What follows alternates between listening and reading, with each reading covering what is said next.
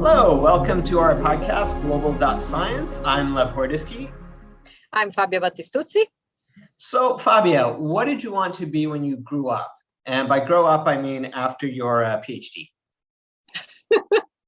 Well, I didn't quite think that far ahead. I knew I wanted to get a PhD and I knew I wanted to be in astrobiology. So that's kind of the extent of my life planning. And then as I was getting my PhD, at some point I decided, well, I was told that you kind of need to think about your post-PhD life. And so I kind of, followed the role models that I had, and I went into the academic route. And so now I am a faculty, and right now I'm an associate dean, but that's a different story. So I am a faculty at heart, and I will remain a faculty at heart. And so that has been my path, a kind of a traditional PhD, postdoc, assistant professor, associate professor kind of path. But you had a very different route, right, Lev?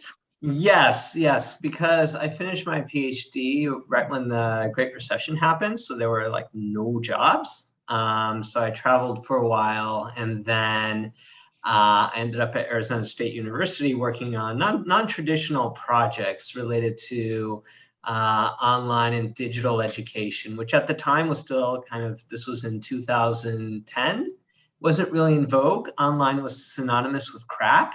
And potentially because of the pandemic and the constellations that needed to be made to deal with the pandemic, I think it may have gone back to crap. So I think we have a lot of work we're going to need to do to improve it. But I always consider myself academic adjacent, and that I like to work with academia, but not strictly on that track, mostly because it had a strong research component to it that, although I enjoyed it, I didn't particularly like it or care for it, and I enjoyed more the process of creating and building and testing and seeing what happened.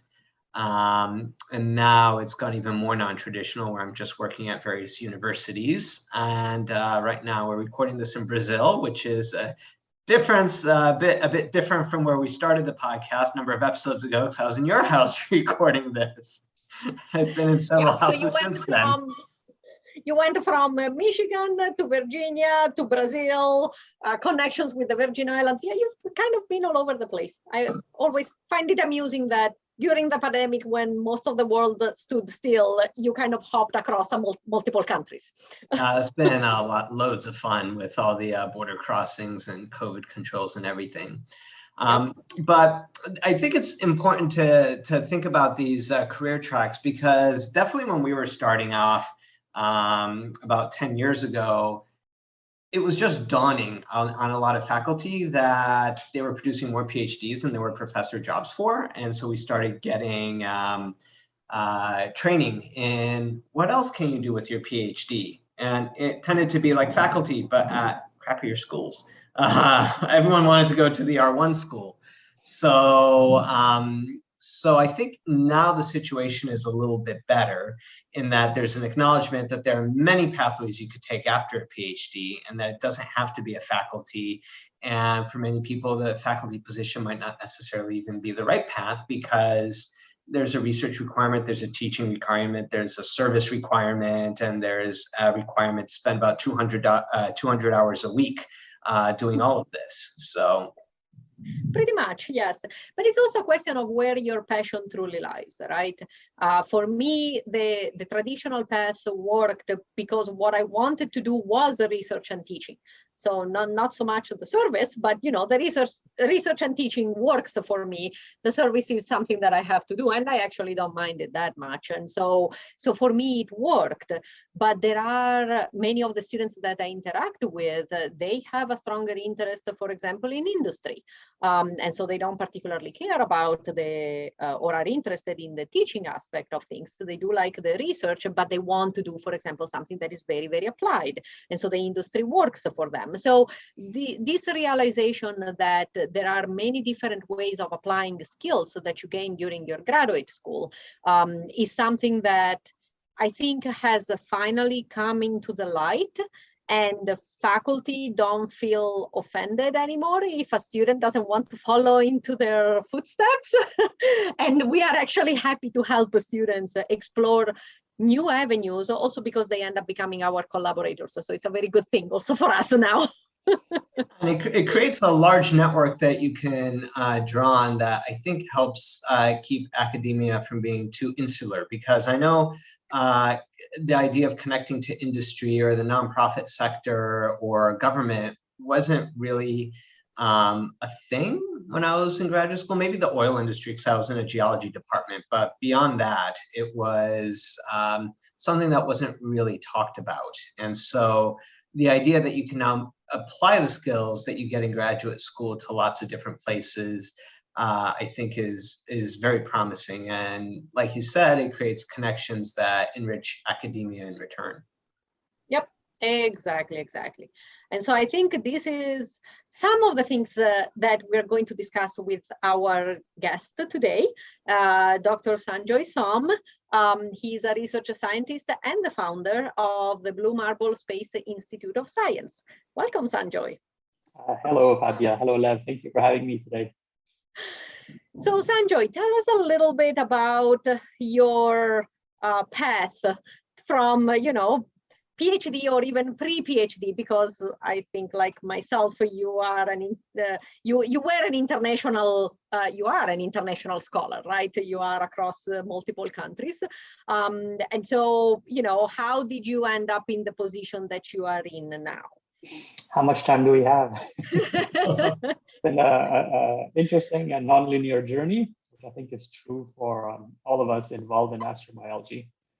But I started off not in astrobiology. I started off in aerospace engineering, and I only discovered astrobiology halfway through my master's degree, which was also in aerospace engineering. And I had a little bit of a quarter-life crisis in deciding, like, what do I do? I've just spent 6 years in engineering school, and now I want to start graduate school all over again in earth science and astrobiology. I must be crazy, and maybe I was. But you talked about earlier in our pre-podcast conversation about passion. And I realized that my passion was really thinking about these questions surrounding astrobiology, because not only is it a rigorous science, it also allows asking some of the deeper questions, kind of fundamental questions about life, which was very appealing to me. So I soloed hard and finished a master's degree in aerospace engineering, and then started graduate school all over again in Earth and Space Sciences. It was a certificate in astrobiology. All that was done at the University of Washington up in Seattle. And it worked out. 6 years later, it's R1 university. I did my research, got my degree. And then indeed, the identity that the R1 school not imposes, but knows how to provide you as a student is that of a researcher, an R1 researcher. And so when looking at opportunities, I ended up doing the traditional, I'm going to talk about tradition in a few seconds, but I went a postdoc route at the NASA Ames Research Center in California, and which was amazing. I had a wonderful time. In fact, I'm still very much involved there because I just met a group of people that I really enjoyed working with, and I also changed topics in my dissertation for my postdoc. I went more, so anyways, it has worked out. But in graduate school, I was kind of doing a little bit of public engagement at work, and I really, really enjoyed it. Not much. I went to a handful of schools, handful of exhibits, talked science to kids, and I really valued it, not thinking more about it other than it's something fun to do. And during my postdoc, came the questions about, well, who am I? What do I want to be? So again, this self-reflection about identity. And the identity that I had been taught about was being a researcher, but that did not resonate completely with me. There are many things that make up who I am. I have multiple identities, one of which I really discovered when I spent an entire day at an elementary school in California. And I left there with like a breath of fresh air, like the questions the kids asked, the huge eyes, the excitement they had.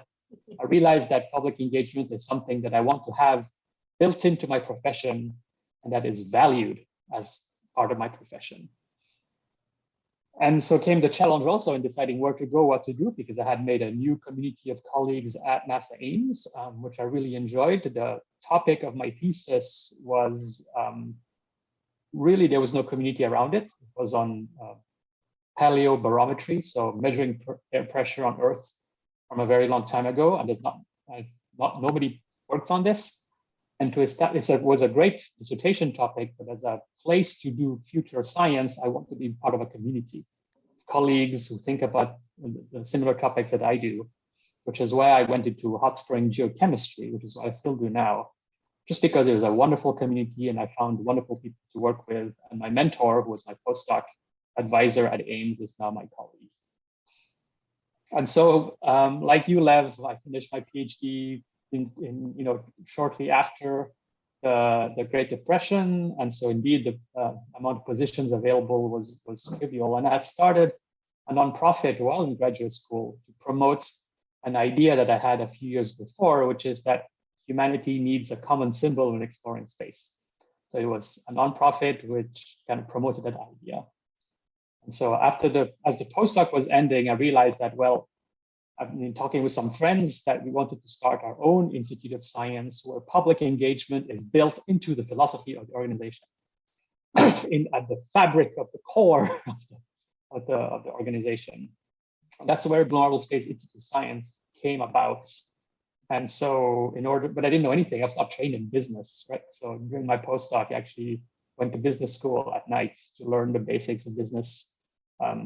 And so when the postdoc ended, we incorporated the nonprofit to do business at the federal level and to do business with the federal government, which was a very steep learning curve. And now, 10 years later, it has worked. Still a nonprofit building a community of international people who have the same passion about communicating their knowledge to the general public. And built into the philosophy of the organization is also training the next generation of scientists. And rather than built into the philosophy, it's built into the mission statement, is what I wanted to say. Training the next generation of scientists is built into the mission statement of the company. So it's something I care deeply about. And I feel very privileged that over the years, I've been able to keep my research going, but also spend a lot of time and effort in the nonprofit activities in helping the next generation of scientists be welcomed into a scientific community, which is important, because it's especially when people come from backgrounds where science is not necessarily seen as a valid career path. Doing it alone is really hard. So being part of a community is really important. So I think we provide that community at Blue Marble, and as well provide opportunities for them to grow as scientists. So that's a long answer to your question. But it sounds wonderful, and of course, both Lev and I are familiar with the institute, and very big fans of the institute. And I have so many questions that I would like to ask, but I'll let Lev ask the first question, and then I'll step in. Yeah, I think what I've liked, because I am affiliated with the Blue Marble Space Institute of Science, and what I find really appealing is that it is a distributed network that really draws from all over the world, that I have an opportunity to work with or talk with and interact with scientists and educators. I think I talked with people in New Zealand, in India, in the US, and when I was recruiting some students last year through the Young Scientist program, that Blue Marble runs every year, I had applications from Brazil and from, I think it was Uganda or Rwanda, one of those, or maybe both. And I just found it, really heartening to see so many people that are interested in the topic, and that this was their avenue in. How difficult was it to build that kind of community and that kind of recognition that you could attract students from all over the world? And what impact do you intend for that kind of collaboration to have long term? So we were a distributed organization working over the internet before that was cool, right? I think after the pandemic, we've all learned to work well on the internet. We have been doing that since day one.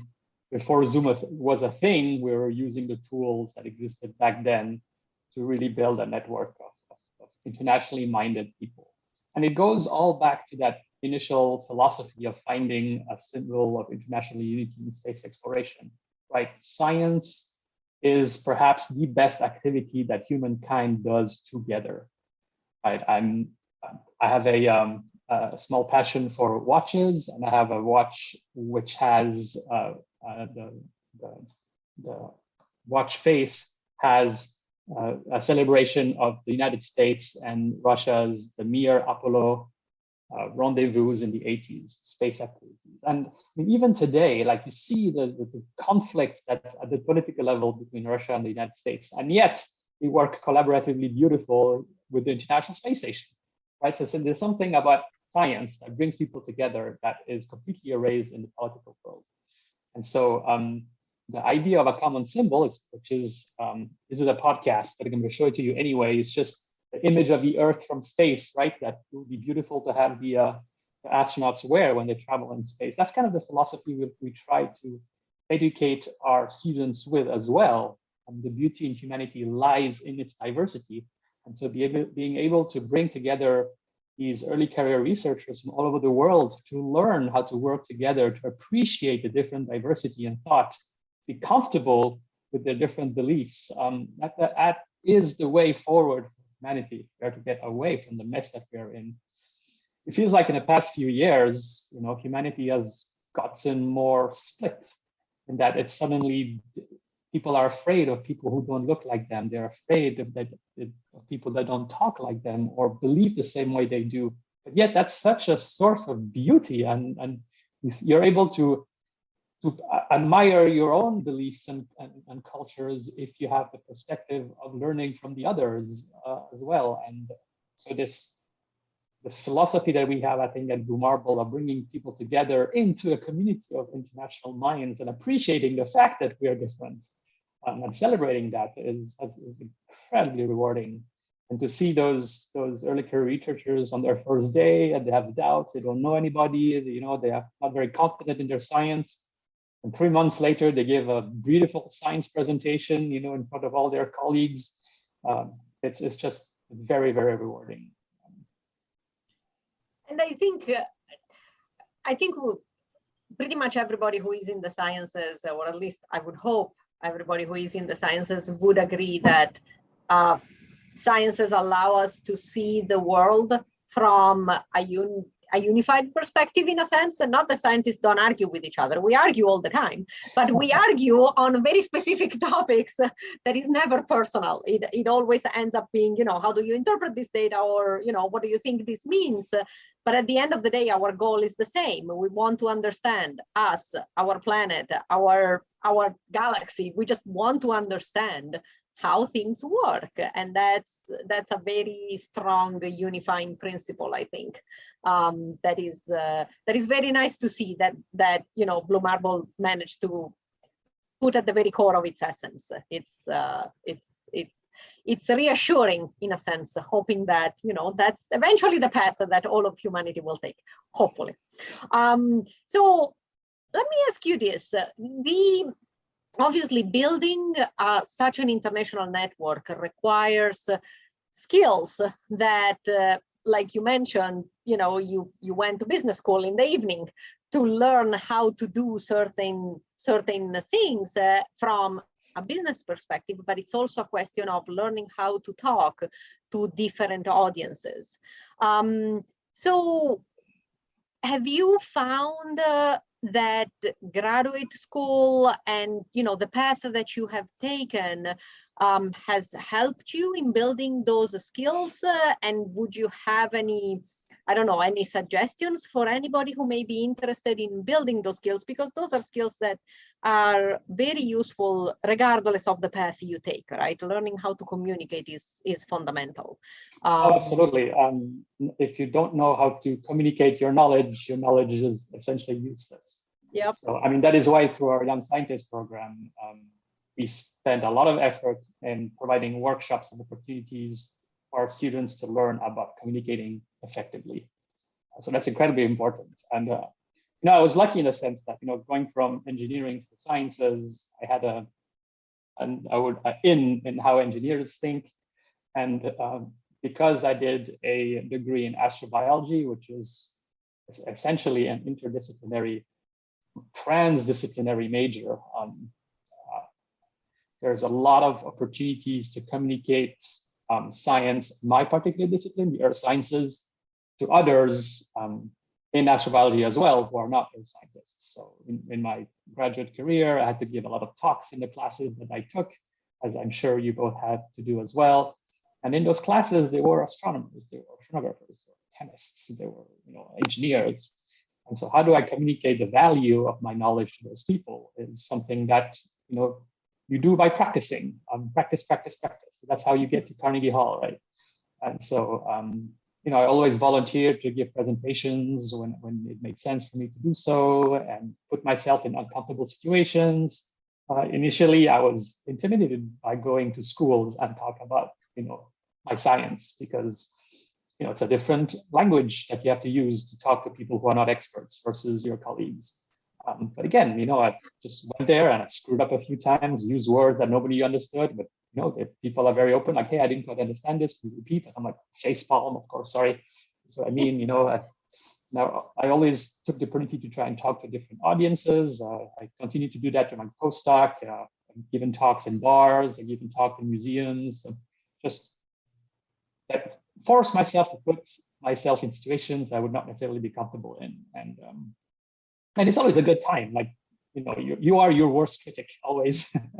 And so what you think probably was a terrible talk was actually not a bad one. People enjoyed it. So in terms of advice, I would just say practice as much as you can. If you have the opportunity to give a talk in class, give it. Being in school and giving a talk is the best place to do that, because you will constantly get feedback. And the repercussions of saying something stupid are minor, because you're there to learn, right? Yep. And I think this touches on a topic that we had discussed before, is the importance of making sure that students and faculty alike understand that it's okay to be uncomfortable. It's good to be uncomfortable, because the moment you are uncomfortable, it means you are learning something new. If you stay in your comfort zone, sure, you'll do fine, but you don't really grow much. I guess a well-rounded scientist and a well-rounded person. And so it's the uncertainties are a good thing. Yeah, the greatest successes come from having the freedom to fail, right? Yep. And pick yourself up and keep going. So, yep. Yeah. So what's your favorite thing that you've done with Blue Marble so far? Because it's an interesting organization in that you have a lot of members that join it, and some of them work on research, some of them work on education, some of them work on both. But you also have initiatives that they can develop under your umbrella and then potentially spin off if they want. And then you have initiatives that the Institute itself develops. So what's been your favorite one, or the one that has caught your interest the most? That's a tough question. They're all very inspiring. But perhaps if I had to choose a favorite, it would be the Young Scientist program that we host.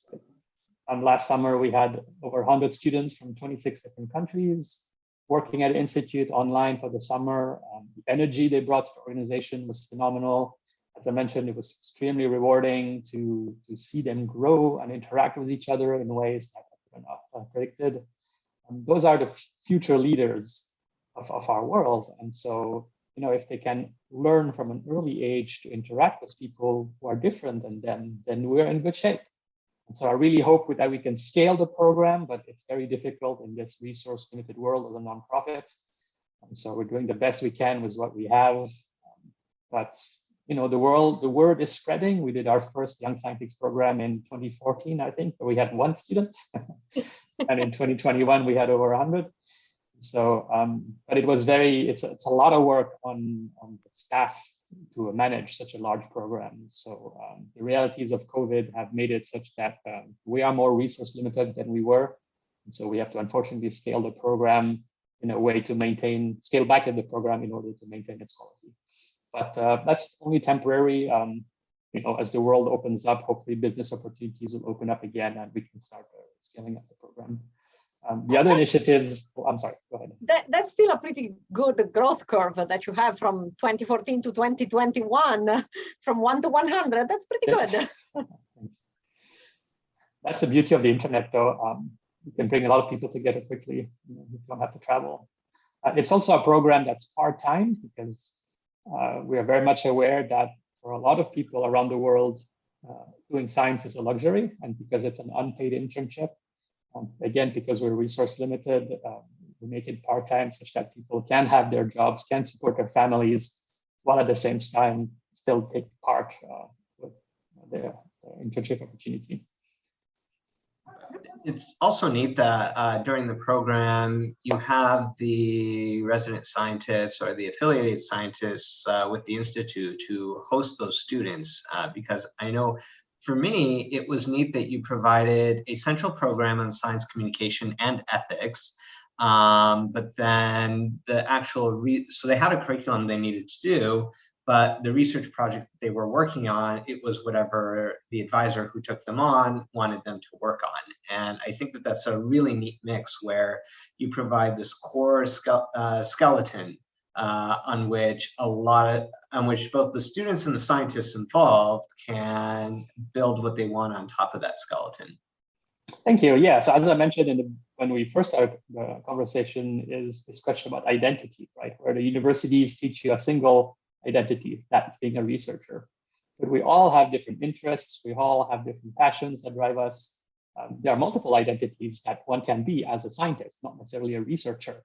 So by providing these extra opportunities for the students to learn, so they have workshops in storytelling, they have workshops in social media, they have workshops on effective communication and science policy, and ethics and society, that hopefully helps them find an identity about themselves where they connect the most. Like, are they really interested in public engagement? Are they really interested in science policy?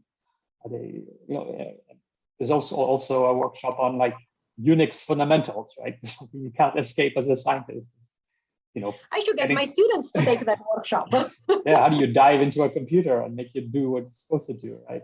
Maybe that's really interesting to you. So we kind of provide these different workshops, not only because 21st century scientists need to do more than just research, right? There's a social obligation that comes from being a scientist because a lot of the research is paid for by taxpayers, at least in the United States. So there's a sense of responsibility of giving back. But you can give back in multiple ways, right? You can give back to your colleagues, you can give back to policymakers, you can give back to journalists, you can give back via blog, you can give back in so many different ways.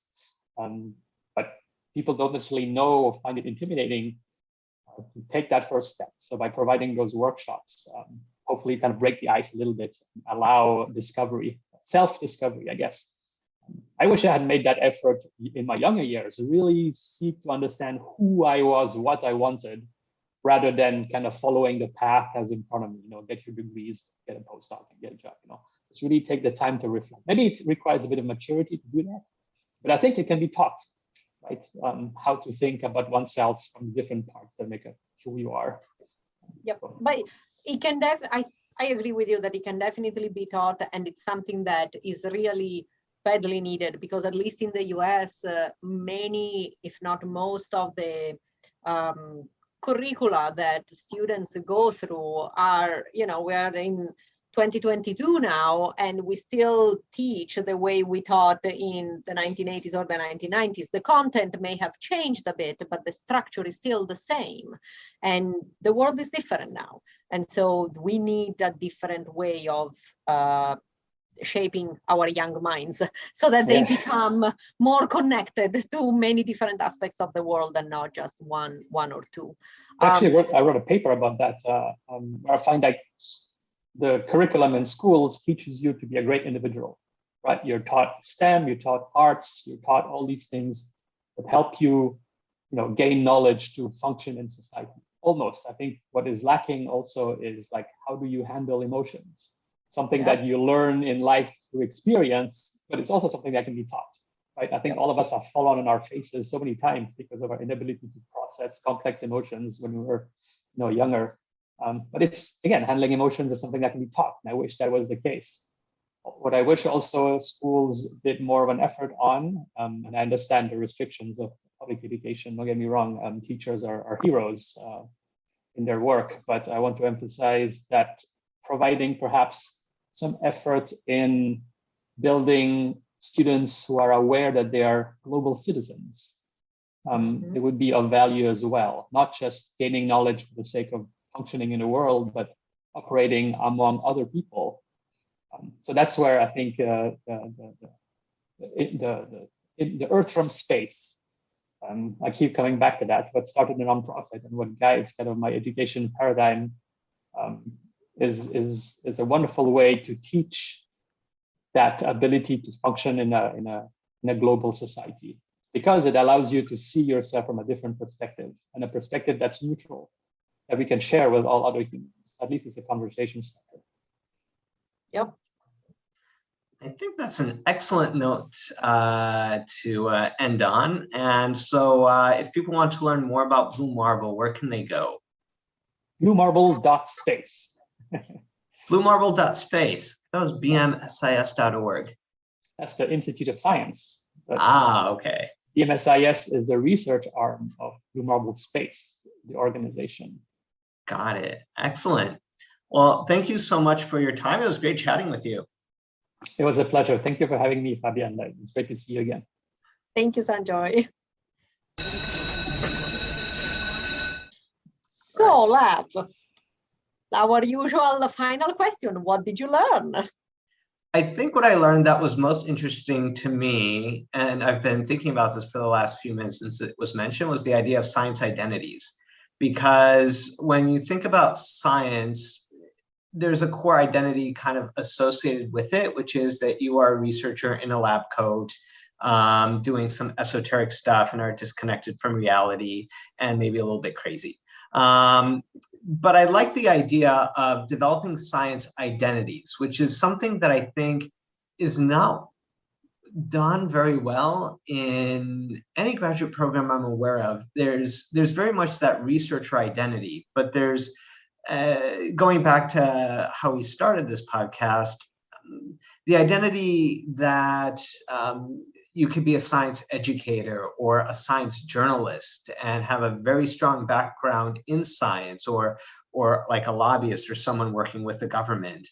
Because typically, I know this was the case a long time ago, and I think it's changed a bit, but it hasn't quite gotten to the point of you can go down a science degree program and not end up a researcher. But I know that the word on the street when I was going to school was that, Carl Sagan wasn't like a good scientist, and he was because he was an educator. He spent all his time doing educating, so he wasn't doing research.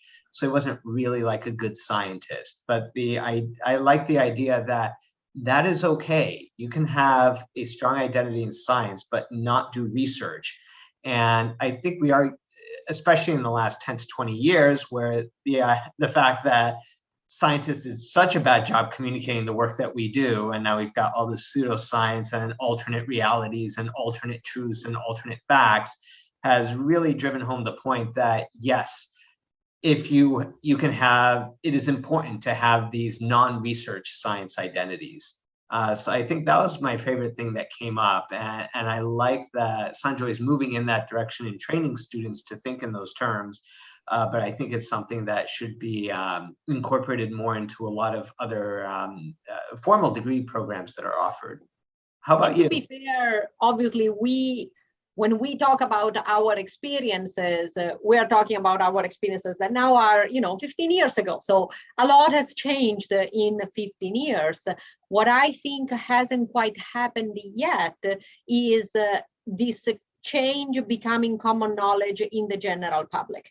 Because I think there are a lot of programs now that are trying to combine the sciences with the humanities, the sciences with the arts, the sciences with the business, trying to enrich a science identity so that a scientist becomes more than just a researcher. But in the general mind of the public, I think there is still the scientist is the scientist, the businessman is the businessman, and the artist is the artist. That connection hasn't quite happened yet because programs like the ones by Blue Marble are still relatively new. And, the young minds haven't quite made the switch yet because they haven't been trained like that yet. But I think it's going to be really exciting to see, time, 10 years, I think, it's just going to be a very, very different world than the one we were trained in. And it's exciting. Yeah, and we could put a plug in for ourselves that our generation is the one that's making those changes, because you yourself are also pioneering a program at your university that integrates like biology with business. Is that right?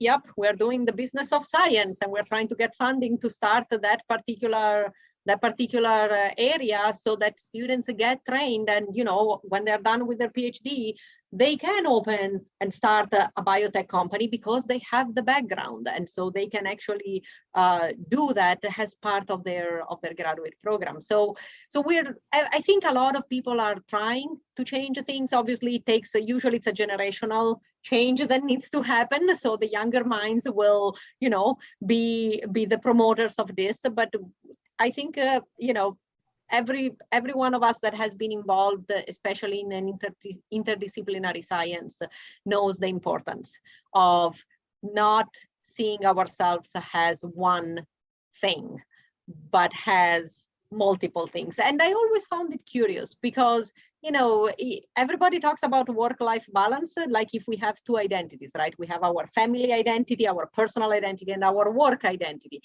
Well, what is so different compared to that than having multiple work identities? It's the same concept. We are complex individuals. Yeah, and I think that's something a lot of people forget. I never understood how people kind of gravitate towards one identity and say, I am this. Because I always saw myself as a complex individual that has lots of different intersecting identities. And I like that a lot of the training that we're working on now is helping students realize that and develop those skills, because I think it's the only way we're going to solve some of these problems that are, by their very nature, incredibly complex. Yep, I agree. All right. I think this is a good note to end our podcast. As always, thank you for listening. Thank you again to our speaker, Sanjoy, and we will see you at our next episode.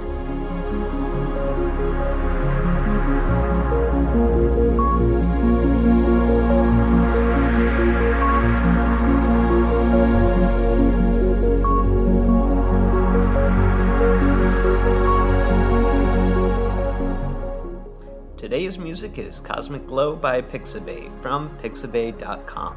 You can learn more about the Blue Marble Space organization at bluemarblespace.org. You can learn more about the Blue Marble Space Institute of Science, including its Young Scientist program, at www.bmsis.org. Global.Science is produced by Science Voices, a US-based nonprofit organization that is affiliated with the Blue Marble Space Institute of Science. To learn more about the programs that Science Voices develops, please visit www.sciencevoices.org.